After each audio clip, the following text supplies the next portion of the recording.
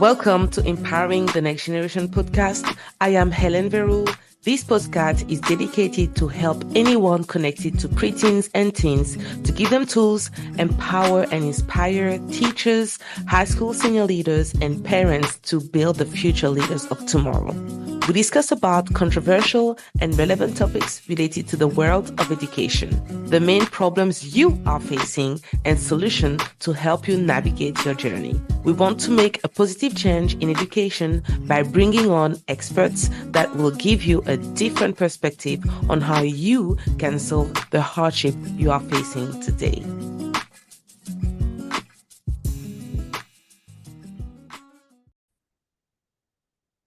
Hello, everyone, and welcome to Empowering the Next Generation podcast with me, Coach Helen. I'm so grateful that you're here. You're here listening to us. You're committed to the podcast, and it's such a pleasure to have an amazing audience like you who is ready to grow, to learn, to ignite, to transform their mindset. So ultimately, we can develop leaders in your school community, and also we can create leaders around you. And also you want to create meaningful connection. We want to change the school education, and you are here with us so we can actually bring that in the school community. So today we have an amazing guest speaker, another one. As you've seen, we've heard so many amazing guest speakers, but let's talk about Chad. Here, his name is Dr. Chad Dumas. He's not just Chad, Dr. Chad Dumas. He's an international consultant, a presenter, and award-winning researcher whose leadership training and coaching focuses on building capacity for self, team and system improvement. So he will talk about the power of collaboration and the role that anyone can play in making the collaboration impactful in their school community. So welcome on board, Chad. Thank you so very much to be with you, man. It's a blessing and an honor to join you and your Yes, thank audience. you. I appreciate it. So let's dive into the topic because you wrote this book, The Power of Mhm. Collaboration, but people really want to know before having all these awards, were you really in education? Were you an educator? Were you a principal? Because I feel like it takes so much wisdom and courage and expertise to write a book. So just share a little bit of your journey in 1 minute to the audience. Yeah, absolutely. Yeah, I started as a middle school teacher, and the adult learning bug bit me early on. And so I was in a classroom in a middle school in Lincoln, Nebraska, for 5 years. And then I was at a regional service center doing professional learning for teachers, principals, superintendents. Served as a high school principal, and Okay. then was in central office. Some might call it the really dark side of administration. And so I was in Okay. the central office role for a decade. And just before the pandemic hit, and then during the pandemic, started writing my first book. And then since then, the rest is history. I've been working with incredible educators all over the world, people like you and your listeners, ever since. I love it. I love it. So what led you to write the book? Yeah. So my first book was Let's Put the C in PLC. And so Okay. for those who aren't familiar with what PLC stands for, it stands for Professional Learning Community. And so Okay. it's about putting the community in professional learning community. And what does it Wow. take? And it's geared toward principals, although anybody can pick it up and learn from it, but it's really geared towards school leaders to what do you need to do to create that culture of collaboration, of community, of togetherness that we're all working together. Mm. Um, and then, as I was consulting with lots of teachers and teams, teacher team leaders would ask me basically the same question. What do you do when teacher team leaders who are working with their colleagues, third grade team, algebra one team, seventh grade social studies team, and they would be with me, not with their teams, but with me. Like I'd have all these different folks, and they'd say, "Well, what do you do when this happens? Or what do you do when that happens?" And so I started collecting these challenges and then put together the Teacher Team Leader Handbook. And the Wow. subtitle is really, I think, really encapsulates it: Simple Habits to Transform Collaboration. Like, what are little, small, simple things, maybe things that you already do but aren't necessarily intentional about it, that if you do them with intentionality, can transform that collaboration. So beautiful. So that's why I wrote it.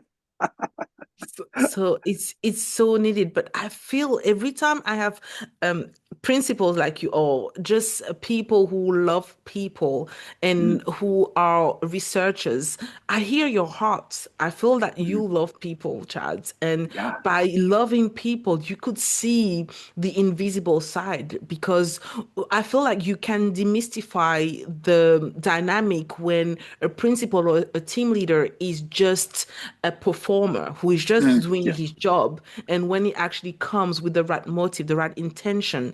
And I feel that when you talk about community, it really Hmm. talks much about the soul of the school, not Yes. just the community as being employees, but just the Hmm. soul of the school. Yeah. Yeah. And Yeah. Yeah. and can you just expand a little bit of that? Oh, you're so exactly right. So, as I was sharing these tidbits with teacher team leaders, I was sharing a lot of like strategies. What do you do? And as I thought more about it, I realized that what we have to start with is who you are. Um, Because as you picked up on, if you just do these things, which is the second half of the book, they're the things you do without clarity of who you are, those things will come off as contrived, maybe even manipulative. And so what we have to do is start with clarity about who we are as people. And that begins with what is the role of a teacher team leader? What are the mhm. responsibilities? What are Um, helpful assumptions that I should hold about myself and others?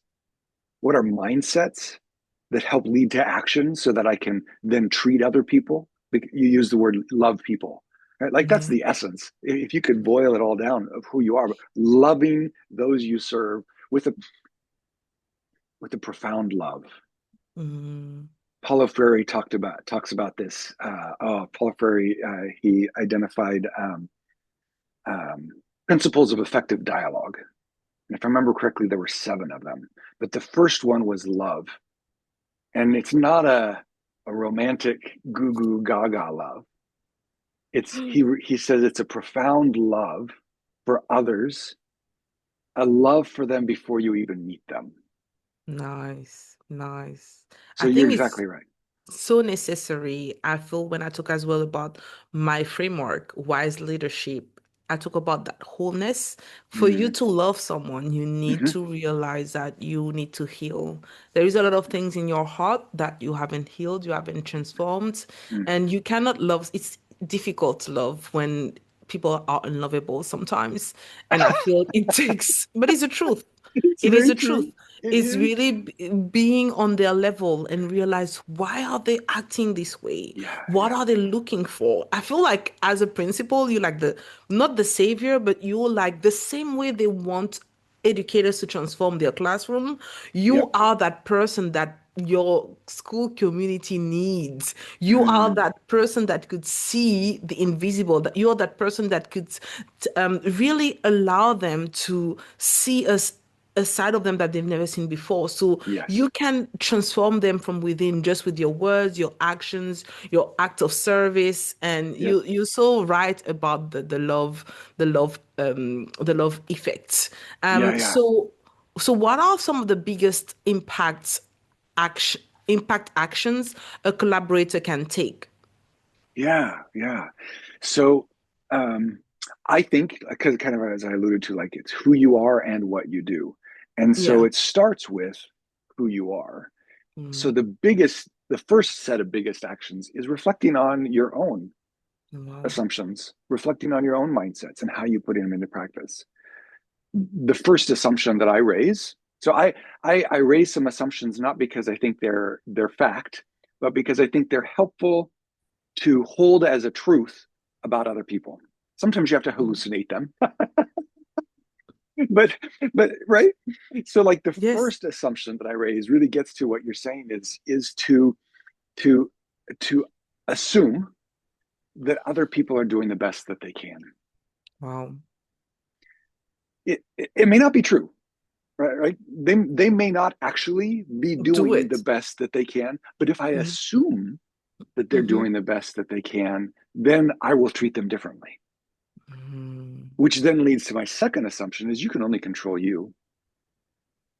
Wow. We can influence other people, but we can't control others. I can't control my spouse. I can't control my No. children. I can't control my dog. Yes. I can only control me. So when you take those two assumptions, people do the best that they can with I can only control me. Now, that first biggest impact action is to think about okay, so how do I treat other people such that they know that I'm assuming that they're doing the best that they can. Okay.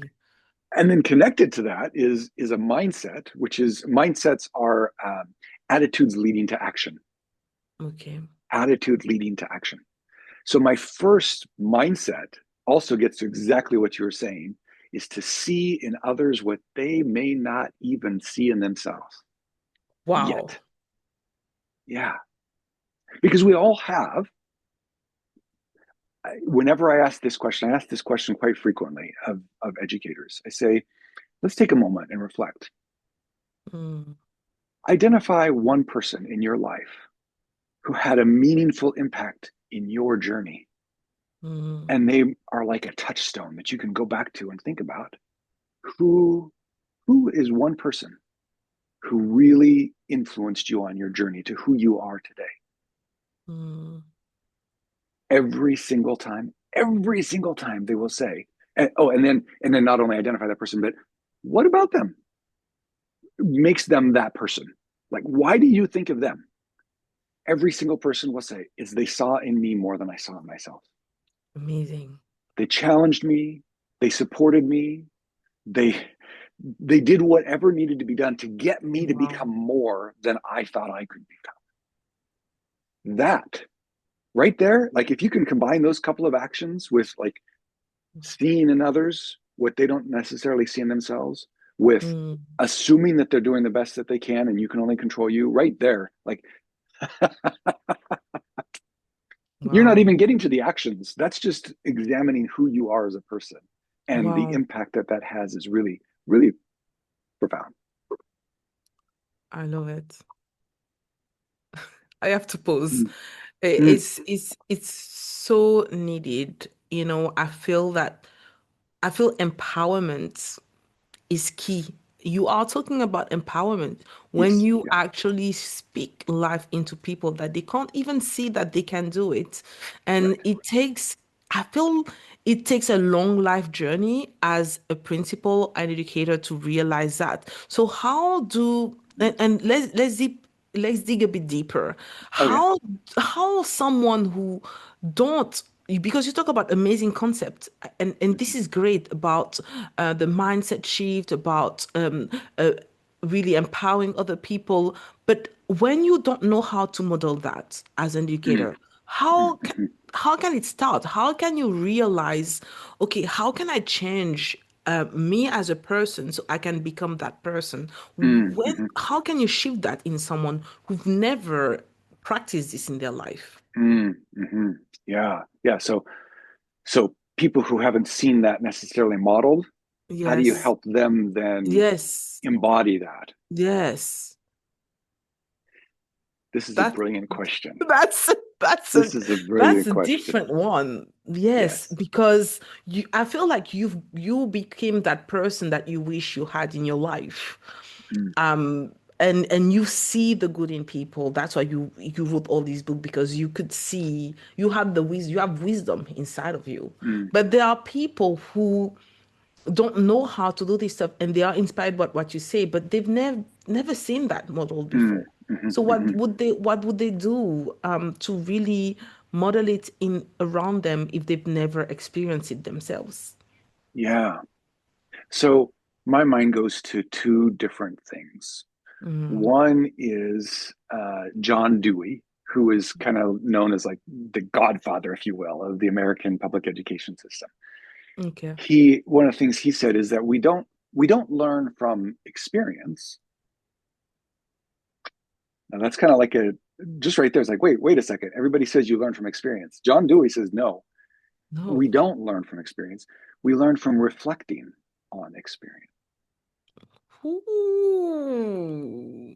So my first little musings about this question is, how do you help people with becoming something more than they see in themselves, Mm, is to help them reflect. I've never had anybody say that, when I ask that question of who has been a touchstone for you, I've never had anybody say nobody. mm. We all have someone. It's a neighbor, Yes. a sibling, a parent, Yes. a grandparent, a Mm. coach, a teacher. Name We who? all, yeah, yeah, Anyone. yeah, Anyhow.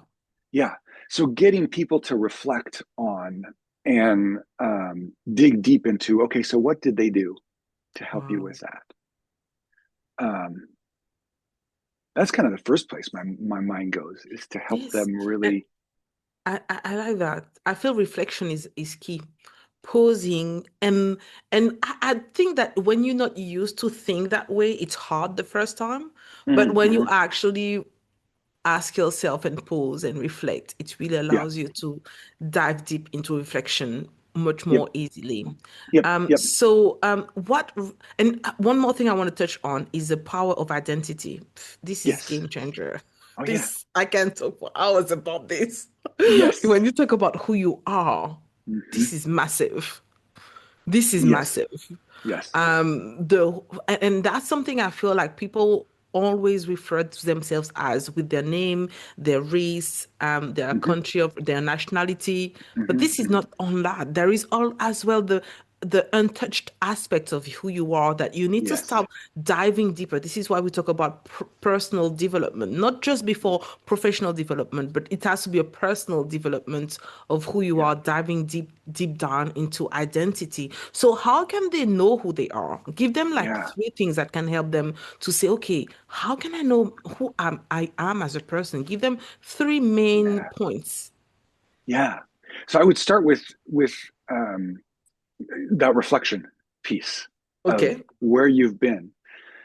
I also think a story is really powerful. Mm, Um, as you know, as your listeners know, story is has been around since before written word. mm, I'm assuming, right? Human beings convey knowledge, wisdom, experience through story. It's just a natural part of who we are. yes.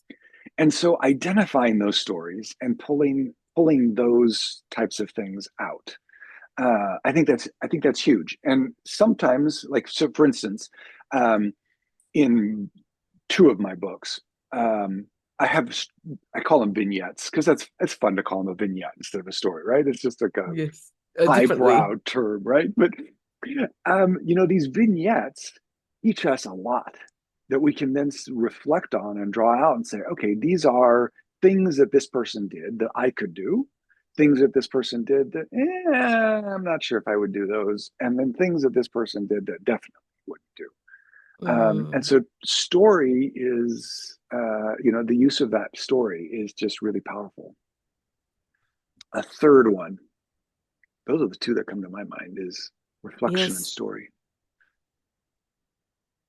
And Mm, I feel as well, recognizing your strength and your weaknesses as a person mm, really allows you to deep dive into who you are as a person and just acknowledge yeah, that you are not perfect. I feel like yeah, everybody wants to perform, do the things right, and yeah, but once you know your strength, you can yeah, build a team around you that can help you yep, to move forwards. And I think yeah, it's so necessary. So the more you know about yourself, the more you can adapt. The more you know about yourself, the more you can transform. The more you know yes, about yourself, the more you can collaborate with the people around that can fit with your strength and your yes, weaknesses. yeah, So there is yeah, so many things about all start with you and your identity. absolutely. And then also, so this would be the third thing that I think you're touching on, is labeling your identity or Mhm. Ooh, identities. So, and when I talk about identity, I like to demystify it because, like you I said, like that. people go very surface level with identity. Yes. Hmm. For myself, I remember way back. 29 years ago now, more than 29 years ago, my wife and I got married. And how weird it was to introduce my wife as my wife. Like it felt really weird. And So, and I'm a husband? What? Like, do you know what like and it took a while. And then 2 years later, I'm a father. wow. And so Wow. right, our identities shift over time, but labeling it. I'm a husband. I'm a father. I'm an educator. Recently, it's only been like I wrote my first book 6 years, well, almost five and a half years ago. It's only been within the last 6 months. I've written 3 books now. It's only been in the last 6 months that I've actually like accepted, if you will, the identity of author. Wow. Amazing. Right? But labeling it as such really helps to like now I'm owning that. Yeah, I'm an author. I love it. That's a new identity. Mm. You touch point on the power of multidimensional leadership. This is Mm, it. mhm. Multi-dimensional leadership is Yeah. realizing that you're not just one thing, you have Mhm, multifacets inside of you. And it's mhm. embracing those different facets of you. It doesn't mean Yes. that you need to remove one person, one side. It means Right. that it's all of it brings who you are and it gives Yes. you more value to offer to the world because now you can talk about different topics that relates to certain topics that are really important to you. So I Mhm, mhm. feel it's so beautiful because we are all multidimensional leaders. This is Yeah. why I talk to Yeah. educators and I tell them you can actually have your own business as well. You can grow into like building your message, what you're doing right now, Mhm, becoming an expert in what is inside of you. You are not mhm. just an educator, you are a world changer, you are a Yes. global leader. And I think it takes time to bring that out into their mind because they've Mhm. always seen themselves as educators and because they just want more, but they don't know how to label it. And I feel Yes. it's so powerful what you're talking about. So they Yeah. can see that there is more into them than what they can see. And they need people Yeah. like you to challenge them to see other sides of them. So, Yes. what results can a person expect when implementing this learning in their life? Yeah. So from my own experience and then experiencing working with others is even just examining those assumptions and mindsets changes how you interact with others, which means that they then change how they interact with you. Beyond that, so what I've also found is that I can have the most pure intentions, the best of assumptions, and these mindsets that I think I find productive.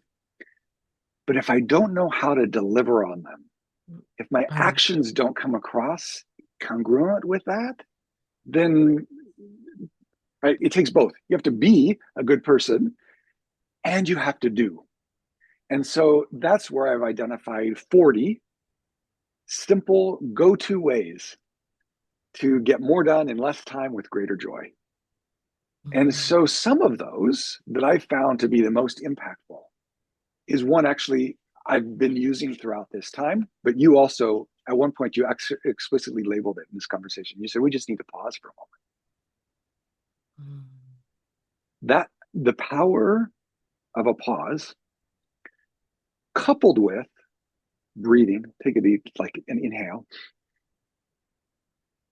either explicitly saying, hey, let's all just take a break here and breathe for a second, or just you can subconsciously influence people to take a breath by taking a breath. mm. If you take it auditorily through your nose, I don't know if your listeners can hear that, or if my earbuds are too far away from my nose. But by taking an auditory in breath, the other people around you will also breathe. Mm. Breaking eye contact when you pause signals thoughtfulness. Maybe a frozen gesture, all from a pause. What a pause does, it's actually there are so this I didn't make this up. There is research from the communication science, psychological world, sociological world that has identified around 50 nonverbal patterns that we have as human beings. Share two of them. Well, the first most impactful, most powerful one is the pause. And then if you couple that with the frozen gesture and Okay. breathing, now it becomes even more impactful. So there's three right there. That those things, when you pause, it impacts other people's breathing, their respiration. Mm. It impacts their uh, heart rate, their metabolism, and most importantly, it gets oxygen flowing. And when Mm. oxygen is flowing, we can bypass the amygdala, the reptilian responsive part of the brain, and we can get that blood and oxygen up to the prefrontal cortex, which is the slowest part of the brain, furthest away from the heart. And in order for us to have productive, meaningful conversations that transform ourselves and learning, we got to get the blood up there. So Mm. the pause, if people can take one thing, it's the pause Pause. and combine it with a frozen gesture. And frozen gestures, I'm just freezing my hand, breaking eye contact, and breathing.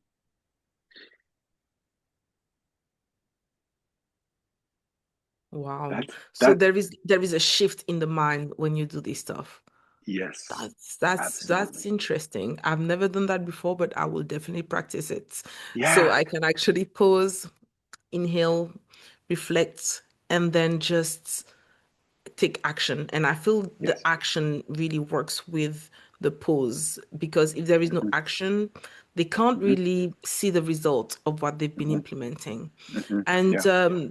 to finish, okay, to summarize everything we've done, I want you to share with the audience one extra step that you haven't shared with them into increasing collaboration. One extra step. Well, okay. Yeah. Yeah. Yeah. So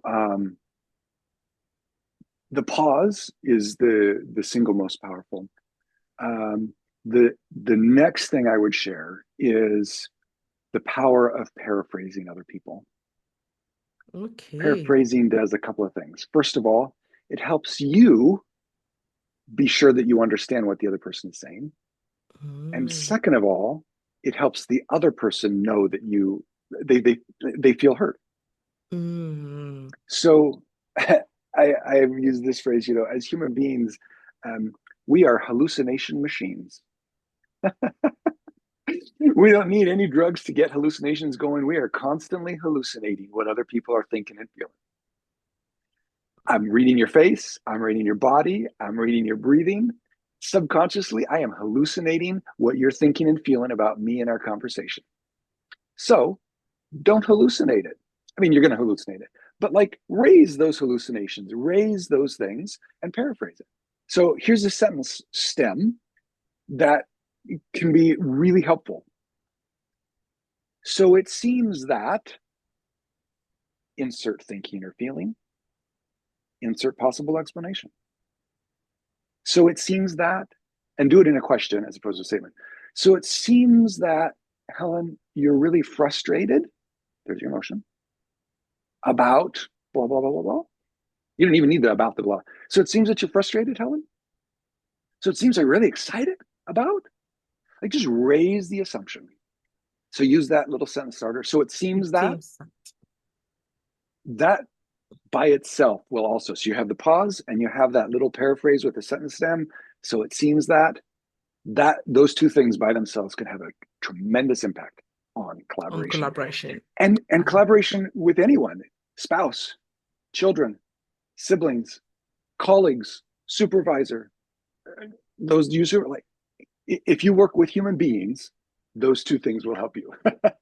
I love it. I love it. Thank you. Thank you so much, Chad, for sharing your insight and your expertise about the power of collaboration. It is so needed in school. So if you are listening to us as an educator and you want to grow into a multi-dimensional leader and you want to grow from an educator to becoming a CEO, just like Chad has been doing, he created his company called Next Learning Solutions. I would encourage you to join my free masterclass where I will help you in that journey so you could actually transform your mindset and become a multidimensional leader. So thank you everyone for listening. Don't forget to like, comment, and share. We are here to ignite, develop leaders, and create meaningful connections in school community. I see you, everyone, and thank you, Chad, for being here with us. My pleasure. Thank you so very much. Thank you for listening to this episode, and make sure you connect with us on Instagram at The Case for Success. Check also my Linktree and become an affiliate of the Success Guide for Teens Academy, a program that will empower your school community as a parent, teacher, and high school senior leader. Do not hesitate to reach out, comment, and share. Until then, see you in the next episodes.